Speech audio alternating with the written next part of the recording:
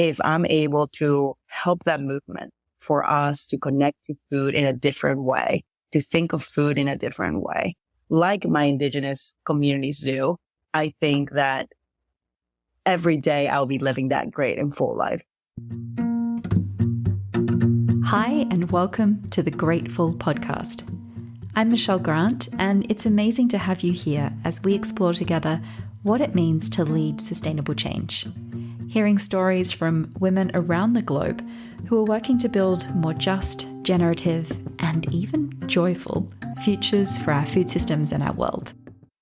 On today's episode, I'm joined by the amazing Sarela Herrada, and Sarela, together with her husband Matt, are the co-founders of SIMPLi, a new food business that's trying to do things differently. As Sarela is from Peru, it actually all started with quinoa.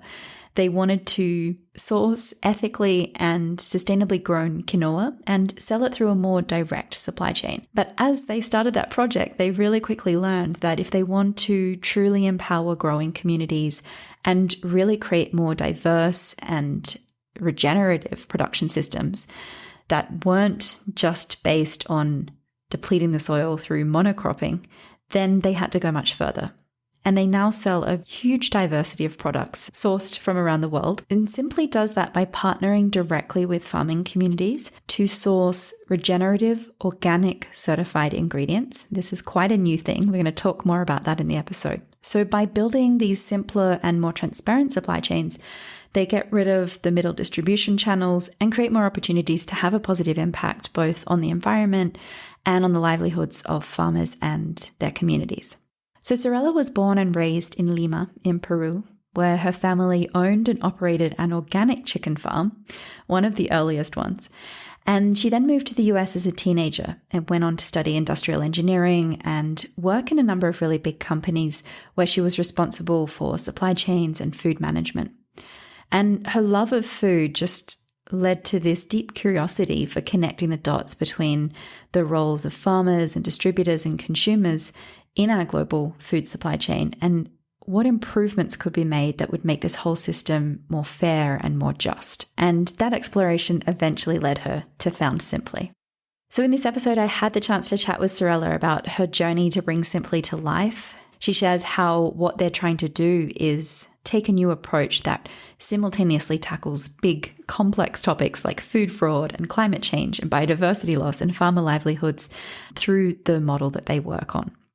She sheds light on what regenerative organic is and how that goes beyond the organic that you might be familiar with, and why it's important that as consumers we understand what regenerative organic is and support it. She cares so much about this that actually, in addition to running SIMPLi, she's also on the board of the Regenerative Organic Alliance. Sarela and I also chat about why building authentic relationships is so important in the transformational work that they're trying to do, and what really helps us to build our skills in authentic relating.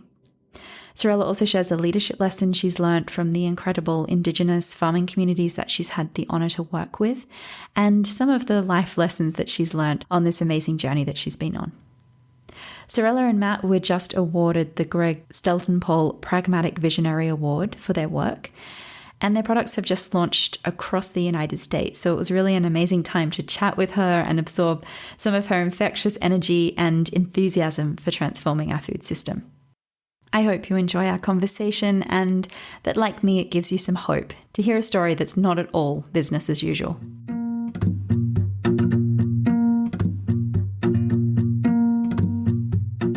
I always kind of like to get started just learning more about what's brought you to where you are at the moment. And you grew up in Peru, and that's a country that's kind of impressively been named the world's leading culinary destination for 8 years in a row.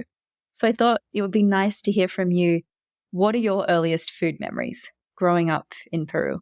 Well, we're very fortunate that Peru, where it is in the world, is a very diverse country. It has the coast of the Pacific, it has the Andes, and then it has the Amazon. So I grew up in Lima, the capital, right on the coast. But Lima is a city that depends on the food that comes from the Andes and the Amazon. So all the food comes in every day from different parts of regions of Peru to be fed for the big metropolitan city that is Lima. But by doing that, it has created a diverse amount of food that can be grown in the Andes, like potatoes and your roots and a little bit more heavy foods, or in the valleys, like really pretty much a lot of amazing food can be grown. You have your teas, you have your tomatoes, you have your grapes, but then you also can go all the way to the Amazon where you will have your mangoes and plantains and your bananas. And now they're doing vanilla, coffee, cacao. And that just creates a massive diversity of food. And then within Lima, we also are a metropolitan city. So it has created this amazing cosmopolitan mix of different cultures. So not only from the colonization aspect when, the Spaniards came to South America and Peru and brought in their food, but we also have had lots of migrations from people from China and Japan during World War II. So that has included a lot of their food cuisines as well. So Lima is just a melting pot, hence the amazing cuisine that has developed throughout the years. I personally, growing up in Lima, I have always loved the freshness of the food that we're able to get every day. So I remember being a little girl and with my mom just getting pounds, kilos of fresh fruit and just eating together in bed. I'm kind of like a snack when you're watching a movie or watching a show with your mom. That was me. And I'm a fruit girl through and through. I love finding the best next fruit and the freshness of the fruit. And it's probably because I love sugar as well. And I only allow myself to eat sugar-free fruit. But that is a memory to me, and the freshness and being able to eat amazing mango. Where in Peru, they grow them as a blended tree of papaya with a mango. So the mangoes out of the Amazon are a little bit bigger. It has that flavor from papaya and mangoes. It's kind of like a hybrid. It's those memories that I really cherish and really thankful that I was able to grow in a country that's able to produce such amazing food like that. Yeah, I grew up in tropical northern Australia and I have similar memories from childhood, just these amazing tropical fruits, which I miss deeply now I live in Switzerland. What do you miss now that you're based in the US? I think that in terms of food, I miss the freshness of fruit, because once you start to import fruit, unfortunately, you have to harvest it at a certain time. And sometimes you have to add different steps to that process so that fruit doesn't ripe as an import process. So I certainly miss, as you travel to South America or just tropical countries, you get to experience that authenticity of the flavor of fruit. So I certainly miss that. And we just came back from, me and my husband and baby, we were there for 3 months working on strengthening our supply chains and team in South America. And one of the things that we took away from that is just simplicity. And I think that we get away sometimes onto truly what brings happiness to a person. And that core is, to me, is my nuclear family, and being able to do what we do and being able to simply allows me to be able to be in South America for 3 months and explore the farms and work with the team and be very hands-on. And that is true happiness. And then I think that sometimes by peeling down the layers of the onion and creating the simplicity and that peacefulness to it is something that maybe the environment allows you to do. So coming back with that simplicity and mindset is something that I certainly miss. So you hit some pretty major milestones recently. You were awarded with your husband and co-founder the Greg Steltenpole Pragmatic Visionary Award. And you also just expanded throughout the United States. All of your products are now in Whole Foods. Now, obviously, that all comes from a lot of hard work on your behalf. But I also wanted to ask you, what do you think are some of the gifts that you've received from previous generations that have brought you to where you are today? That's a really good question, because certainly we're on earth for a time bound, right? Our time here is finite. And that knowledge and wisdom, in a way, has to be passed down in order to be able to continue to grow as humans and continue to evolve.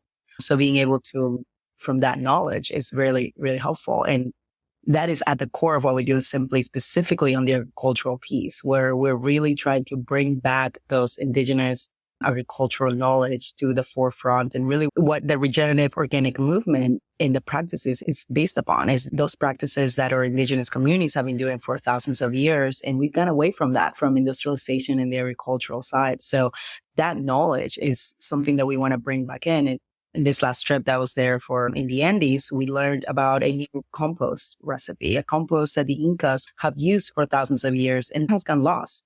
because of new compost techniques. And some of the things are great because it really allows for higher yield or just to understand more the soil deficiency and how the compost for a specific crop would be better.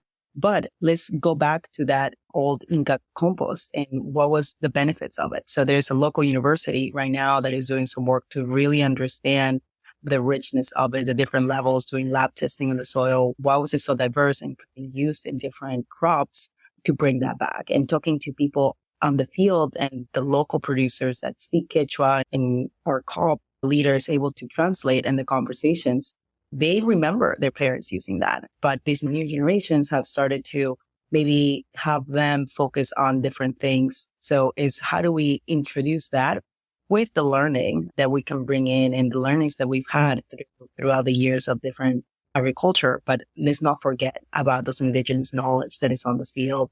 And let's definitely bring those into today's world. And is there anything specifically in your family background that, you're trying to bring forward now, some things that you kind of hope to keep alive as you do this work from your own family? The majority of my people in my family are entrepreneurs. So my mom and dad had a organic chicken coop in the outskirts of Lima growing up. So I always grew up seeing that from my family, running a business. Now my mom has another small business. My parents got divorced and she started a child care center. And my dad has also another business. So I've always seen this hustle and this energy to develop something and to really be passionate for what you're building. And I really admire the work that my mom was able to do in the 80s and 90s in a country that is, limitations for women still exist to this day, and classist, socialist, and there is, biases to men over women. So for her to be able to grow that organic chicken coop, being one of the first ones outside of Lima, there was another company. There were just mainly two broadliners that were doing this at a scale. And for her to be with the trucks and with the farmers and having to understand feed for her chickens and manage the whole business, it's something that I have learned from her and taking into my own business and understand onto how can you take that resilience to build something, but also have the grace to listen and work with your farmers so you can grow in this environment. Beautiful resilience and grace. It's an important combination. Yes, that's right. So you originally studied industrial engineering. We have this engineering background in common. How did you find your way to food? Was it a clear turning point you remember? Is there a story that you were like, oh, that was the moment when food was it? Yes, I'm an engineer by background. And I think through my career, it really has helped me think as an engineer yourself, that we're very process-oriented people. We're very logical people when it comes down to problem solving. And that really has helped me get to where I am today. But in terms of how that come into food, because I grew up in this background of entrepreneurship, of chicken farm, and also being able to have access to amazing food. When I moved to the US, I was 14, about to turn 15 years old. And I remember going to the supermarket and the food was radically different. And that was a big wake up moment for me. First, I was a teenager, so all candy in the US and all the fast food. The first month, I was like, oh my gosh, this is amazing. But then after that, I came back to my senses and where is that amazing fruit that I grew up eating or the flavors that I was able to really enjoy? And I think that really sparked my interest into why can you not have that freshness of a strawberry? I'm just trying to understand food in the US. So throughout my career, I was able to really dive into that, starting with understanding supply chains, working for a consulting firm. My clients were Nike, were UNFI, to really understand how product can move through and how the consumer demand can align to the supply. So warehousing systems was really my focus on implementation. And then from there, I wanted to bring some of that knowledge into food and just really dive into it. So I worked for a company called Mayorga Coffee, which is kind of small, medium size. And I was able to just really dive into their operations and their supply chain and how they source coffee internationally from countries all throughout the world, primarily in Central America and South America. And then after that, I always wanted to start something of my own and I just didn't know what it was just yet. And I was really lucky to join Cava, which is a Mediterranean fast casual based out of DC. At that time, it was a startup. I was the fifth employee, and I was there for 5 years, and I led the food and beverage team. So anything that touched the food, from procurement, distribution, quality, R&D, it was within my team and my scope of work. And that's really where I learned how, a box of lettuce from Salinas moves all the way to the East Coast, and how dependent the East Coast is of the West Coast food, but also the US is dependent of imported food. The consumer really wants to know how his food is being grown and where it comes from. And I think in the US, we do a really good job of telling the story locally, where your food comes from, if it comes from your local farm, and highlighting that at the restaurant level and in the supermarket from your local craftsmanship or your local producers. But how do you start to do that at a global level, since we live in a global economy and we're dependent on trade? And how do you take those values and extrapolate them to different countries where the food is coming from? So that's kind of where the idea of SIMPLi came about. And I've always been passionate about food because from a nutritional perspective, that's what fuels us. And maybe because I grew up in Peru, I don't really use much of Western medicine. I really try what you put into your body as medicine itself. I try to really keep that into my line at my family and also at my home. So by having foods that are nutritious, by having food that really fuels you, is where I wanted to start to connect that with my knowledge and being able to bring foods that are wholesome as well.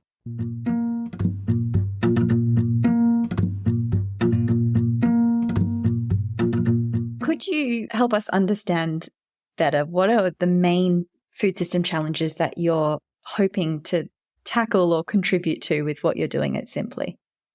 So from the segue onto the global trade, and we are in a global economy, and certain parts of the world, specifically in the US, we're dependent of imported food. What I'm trying to tackle is being able to bring foods to the market that the story and the authenticity, integrity, nutritional aspect is not impacted by that global trade.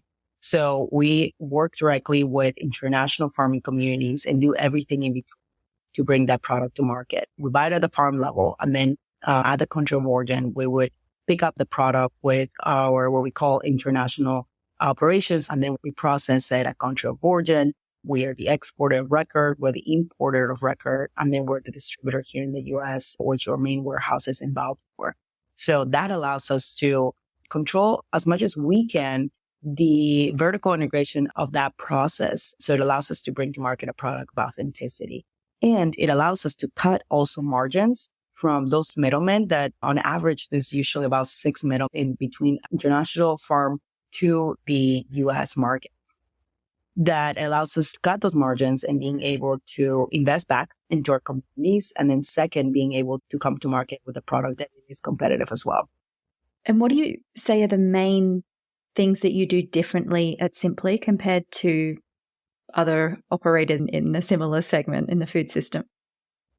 I think what makes us unique is our reach directly to community farmers. We are 1 degree removed, meaning that we're working directly with them. We have agronomists on the ground in different communities. And as you walk down the aisles in the supermarkets, you're going to see mainly brands that are brands, and they're a sales team and they're a marketing organization. And they would work with importers or work with exporters to bring those products. And I think that from an industry perspective, we have grown this way because branding, sales, and marketing were more important to gain supermarket shelf space. They were more important to be able to fight into a really competitive environment that is the food space. But this consumer awareness of where the food comes from and how can I vote with my dollars every day when I'm going to the supermarket is pushing brands to really look into their sourcing and where the food comes from, and maybe not be as vertically integrated as SIMPLi is, but start asking the questions. And that's what we want to do. That's the awareness that we want to be able to provide, is where does your food come from? And as brands and CPG companies, we have that responsibility to know what kind of food we're bringing into the market and how is it being sourced? How is it being treated for the people that are growing the food? And what is the nutritional integrity of it as well? I was wondering, if you could share a bit more about how your model helps to secure a living wage for producers. We know that's one of the big challenges in the food system, this paradox that those who produce our food are often those who suffer from malnutrition or can't afford to actually buy healthy, nutritious foods for their families. So yeah, how's your model helping to tackle that? So internally at SIMPLi, we have a program. So we work directly with the communities and we have a program of evaluation onto where they would fit within the journey of the communities that we're working with. So the evaluation is more for us internally to understand where they want to be, where they are, and if is an alignment onto the partnership. So we start by asking, is the community ready to grow from an agricultural perspective, or are they going to be more focused on tourism or ceramics?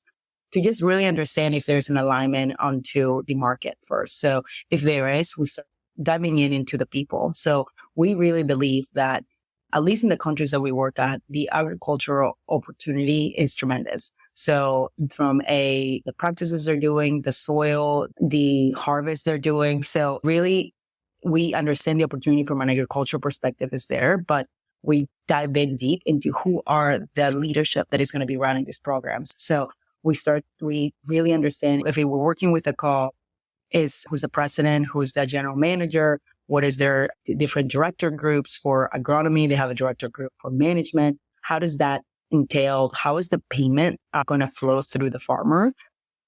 Because we're not just buying from these co-ops. We're truly working directly with them to develop a plan for growth and start to work together for different certifications or changes that we want to learn from them, or they might want to learn from us as well. So we really look at this as a 50-50 partnership for something that is going to work for them and is going to work for us. Because at the end of the day, our goal is to secure supply while supporting and also advancing the communities for them to be a sustainable business model and for them to operate farmers at a level that they should.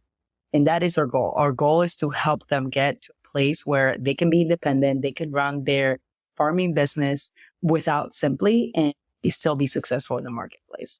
So as we go into that, the mindset is we start to evaluate onto where they are on their journey. So if they are doing conventional practices using pesticides or chemicals into their agricultural process, they are at the first step of the journey at that conventional level.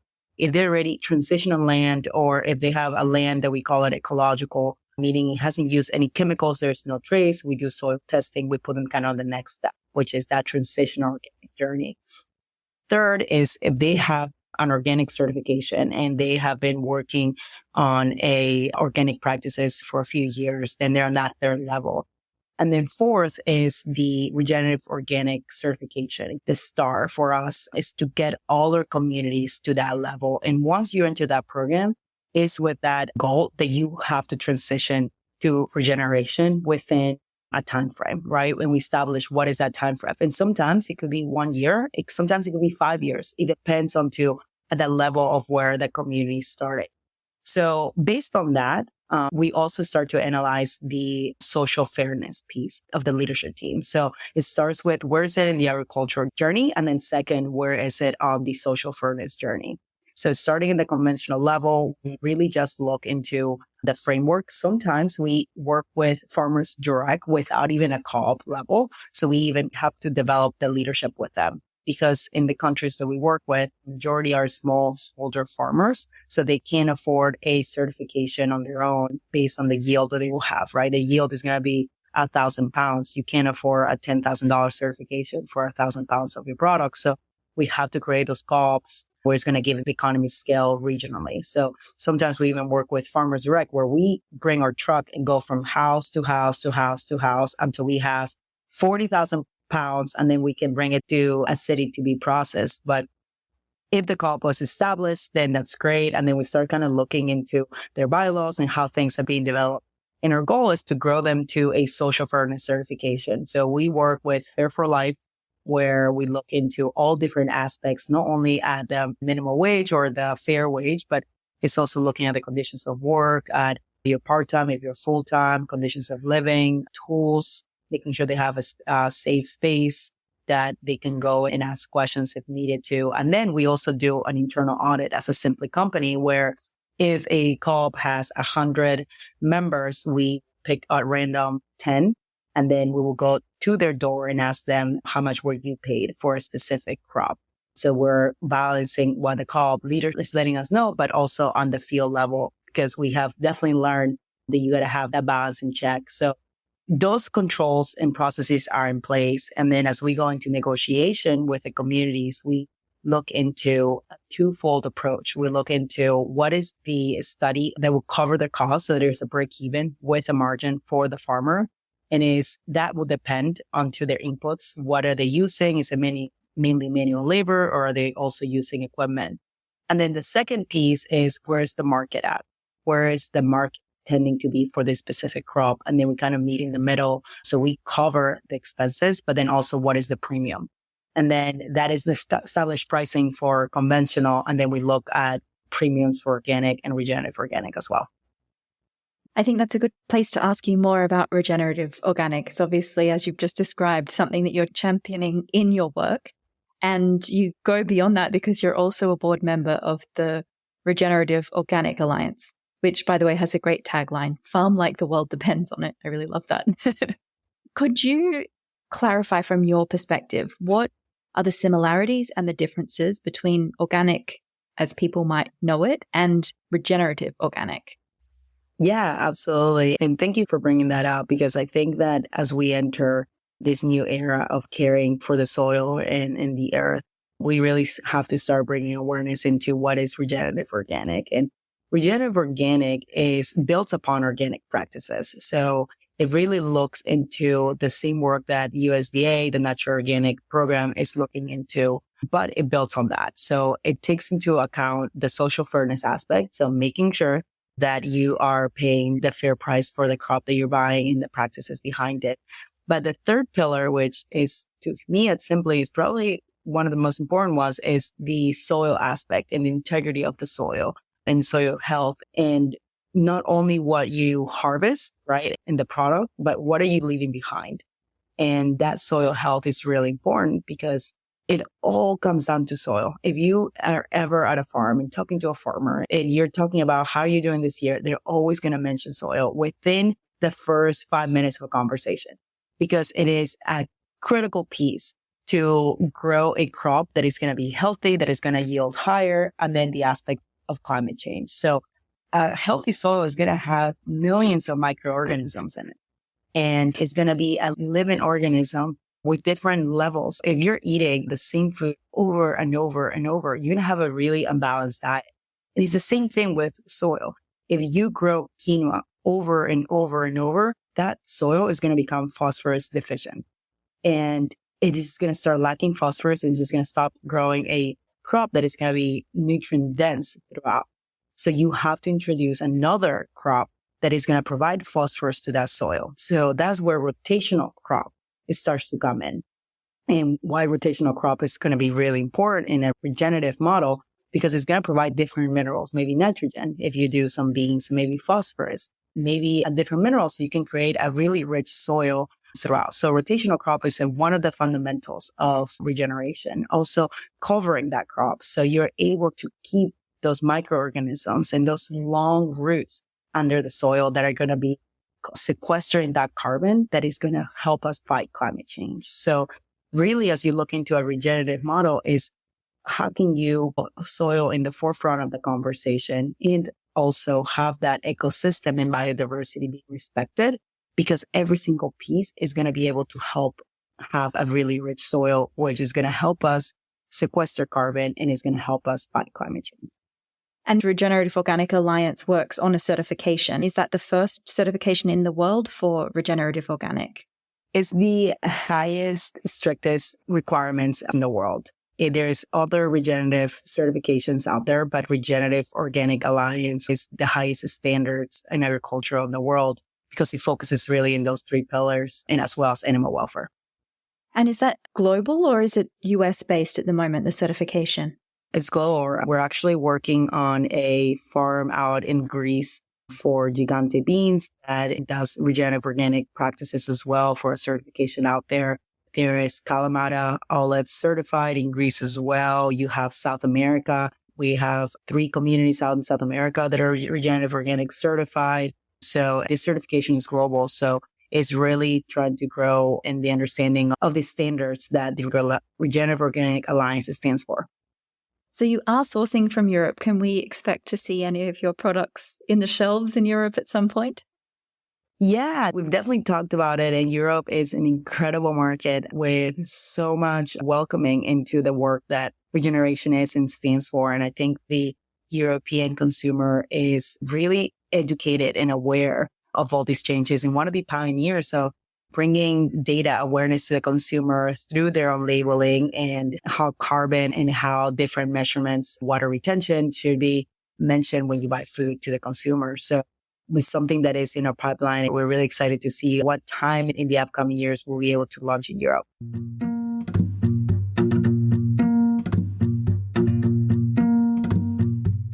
So you've talked about the different aspects of your work. What would you love to see change at either the policy level or the consumer level to support the work that you do?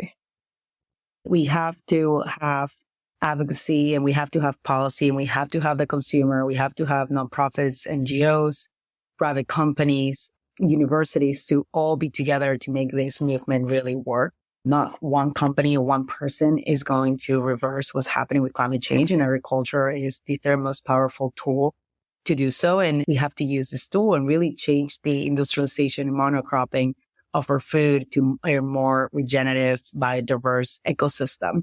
And from a consumer perspective, that concept of, oh, I'm not going to have availability of rice or quinoa or specific food every day because it should not be available every day to you. That needs to change. And I think that understanding of everything's available to the consumer at any time when you want it needs to change for food. And I think that's the main educational piece. And I think the consumer is ready for it. We just need to be more advocates of that. Until in the East Coast here in the US, you shouldn't have availability of strawberries all year round, right?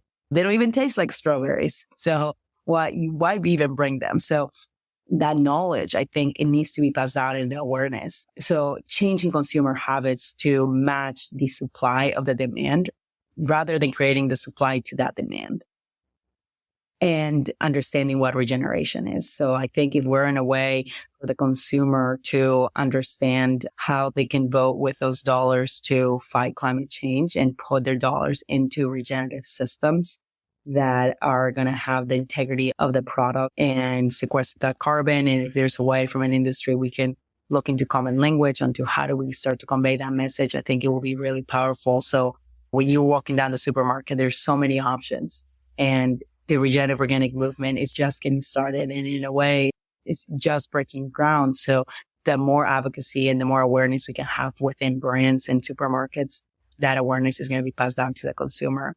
And then from a policy level, a lot of monocropping is subsidized. So there's an incentive to do that. And there's an incentive to continue to keep these business models that we have created specifically on the US level, or even South America, where we're really farming for feed of animals rather than farming for feed of humans.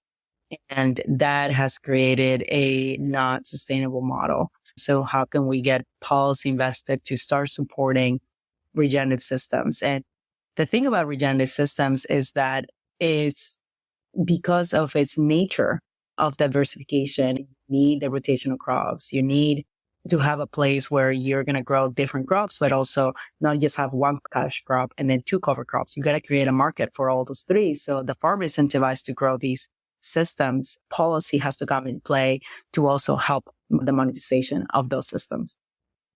That's one of the major challenges with diversifying production on the field, right? You need to then have more diverse market access for all the different things. I think that's why when we launched SIMPLi, which we focused on grains, beans, oils, and superfoods, we launched with quinoa right at the Andes in Peru.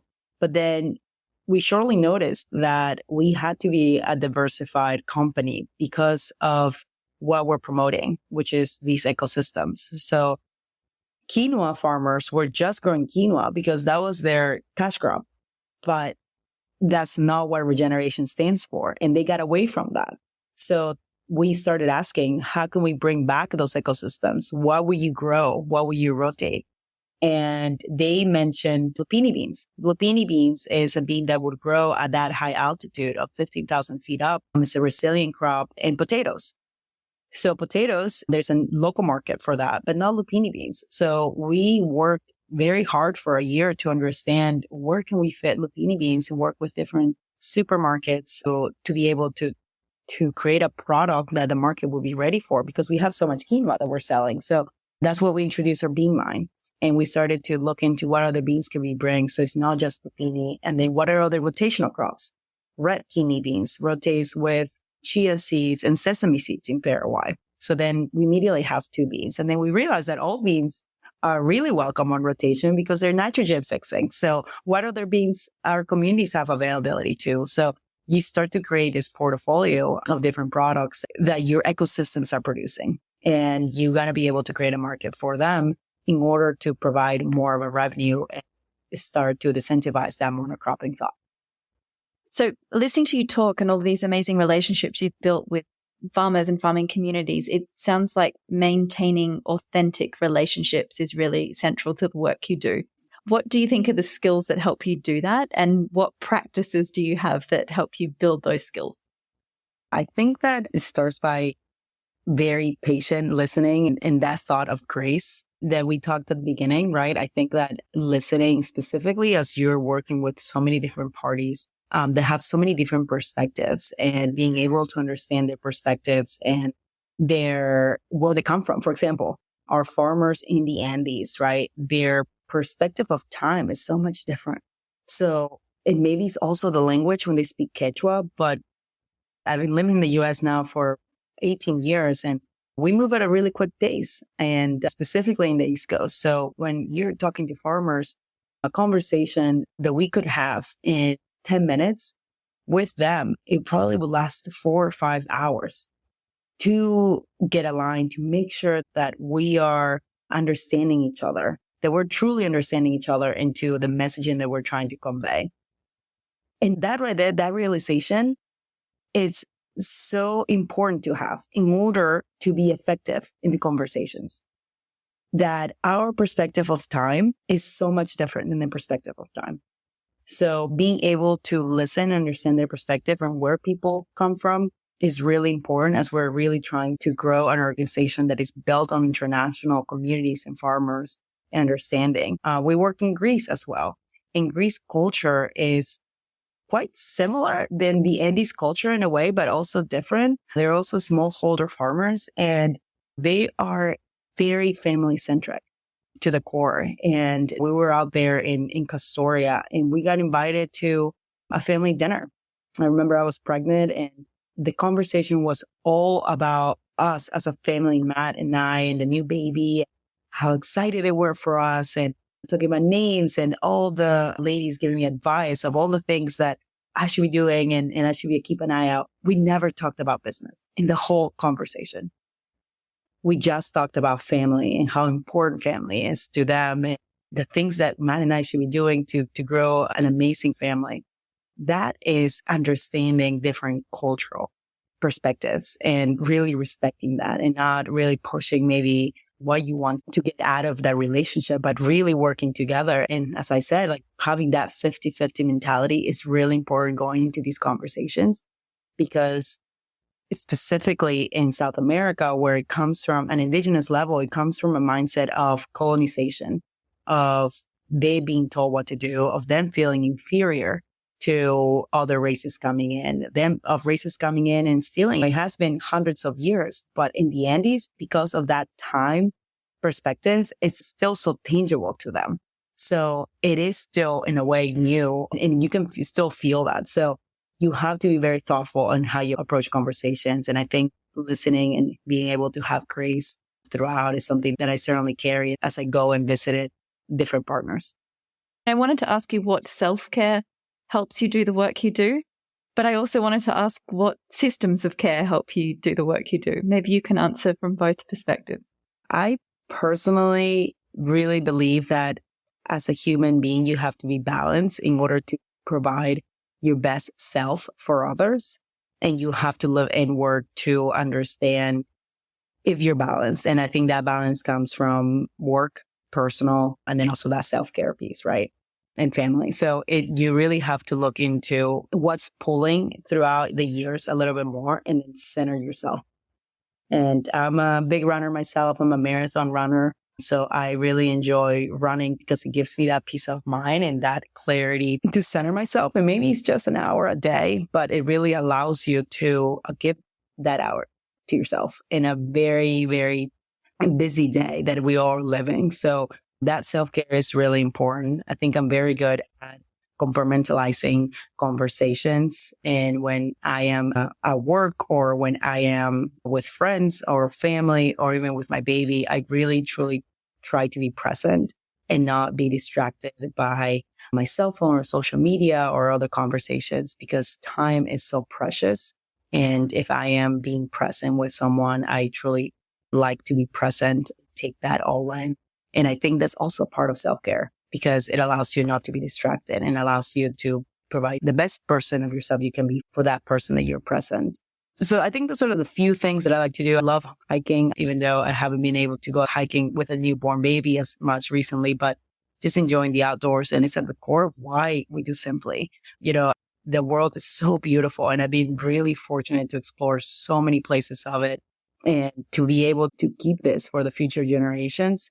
We have to do something about it. So that's really what drives me every single day. I want to continue to explore this beautiful world, the beautiful people that live in it, different cultures, different food, and tell their stories and making sure that the ones that are doing it right get awarded for that amazing regenerative systems. And the ones that are not and want to change to it, here at SIMPLi, we have a path for it and we have a market that will be able to help you to do so.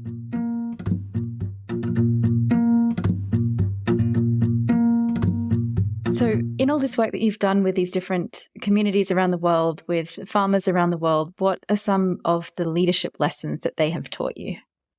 When I talk about leadership at their level is really this is structure of the COP and the leaders that are being appointed by them. And they change that leadership every year or every 2 years based on their bylaws.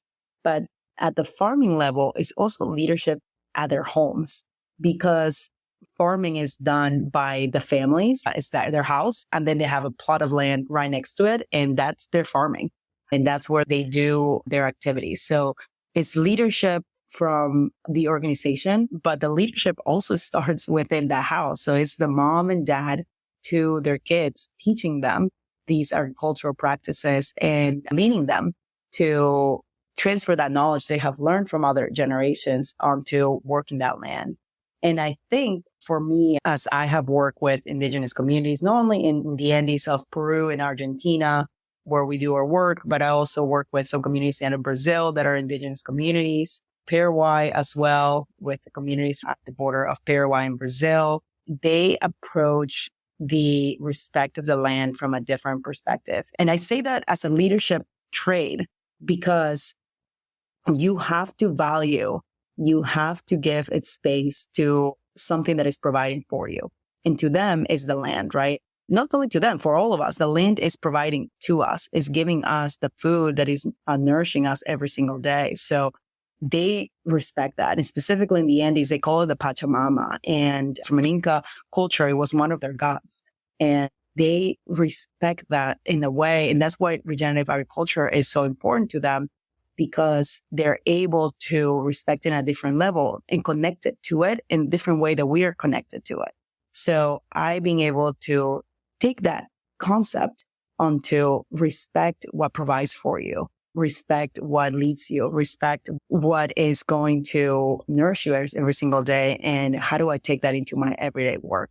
And I think that is so powerful to really think that way and to be able to give back to something that is providing to you. Mm-hmm. So as we're wrapping up, there's a question I like to ask all of my guests. Obviously, this is called the Grateful Podcast. So I'm interested to hear from you. What does living a great and full life mean for you? For me, living a great and full life is being able to know that my energy and my work life is going to add a piece into the journey of food and how humans are going to be connected to food for generations to come. If I'm able to help that movement for us to connect to food in a different way, to think of food in a different way, like my indigenous communities do, to the soil and food, I think that every day I'll be living that great and full life, not only for the consumers or customers, but also for me, for Matt, for my baby, for my family. How are we connecting to food? Is food providing that great joy in day-to-day lives? One of the things that one of our community farmers said, and he's always stayed with me, is that full is something that we enjoy and we seek. It's not something we use as a checklist in every single day. We don't eat because we have to. We eat because we enjoy. And if I'm able to take that and extrapolate it to a market and being able to bring joy through food and be a part of that journey, I think that I'll be able to go back to bed every day and feel thankful and great of the work that we're doing. Thanks so much for listening to today's episode of the Grateful Podcast. It's been wonderful to have you here, and if our conversation has left you thinking it would be great to have some support on your leadership journey to create sustainable change, then I just wanted to let you know that applications are now open for the next round of the Be the Change program. Be the Change is a 4-month leadership and group coaching program where women from around the world come together to explore what it means to lead sustainable change from the inside out. We start by exploring how change begins inside each of us and build some really practical habits and tools that allow us to have a healthy foundation for the work that we want to do in the world. We then look at the role of community and communication so that we can collaborate with others to bring about change. And we wrap up the program exploring callings and courage. What's that unique place where your strengths intersect with a need in the world to allow you to make an impact in a way that's both sustainable and fulfilling?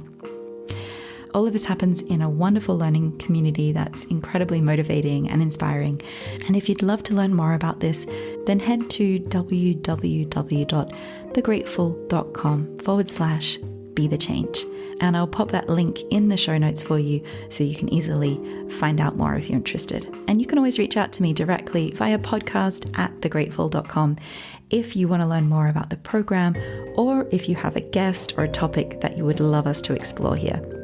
Thanks so much for being here.